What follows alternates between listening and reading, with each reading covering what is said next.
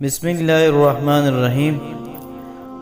حضرت ابو ذر رضی اللہ تعالیٰ عنہ فرماتے ہیں کہ ایک مرتبہ نبی اکرم صلی اللہ علیہ وسلم سردی کے موسم میں باہر تشریف لے آئے اور پتے درختوں سے گر رہے تھے۔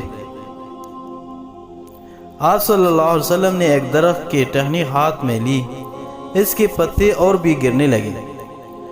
آپ صلی اللہ علیہ وسلم نے فرمایا، اے ابو ذر، مسلمان بندہ جب اخلاص سے اللہ کے لیے نماز پڑھتا ہے تو اس سے اس کے گناہ ایسا ہی گرتے ہیں جیسے یہ پتے درخت سے گر رہے ہیں۔ سردی کے موسم میں درختوں کے پتے ایسے کثرت سے گرتے ہیں کہ بعض درختوں پر ایک بھی پتا نہیں رہتا۔ نبی اکرم صلی اللہ علیہ وسلم کا پاک ارشاد ہے کہ اخلاص سے نماز پڑھنے کا اثر بھی یہی ہے کہ اس کے سارے گناہ معاف ہو جاتے ہیں، ایک بھی نہیں رہتا۔ مگر ایک بات قابل لحاظ ہے، علماء کی تحقیق آیات قرآنیہ اور حدیث نبویہ کی وجہ سے یہ ہے کہ نماز وغیرہ عبادت سے صرف گناہ صغیرہ معاف ہوتے ہیں، کبیرہ گناہ بغیر توبہ کے معاف نہیں ہوتا۔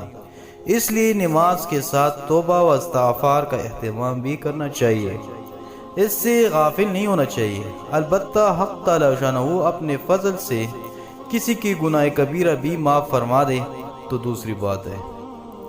بس میرے پیارے دوستو، جو کچھ کہا سنا اس پر عمل کرنے کی توفیق عطا فرمائیں۔ وما علینا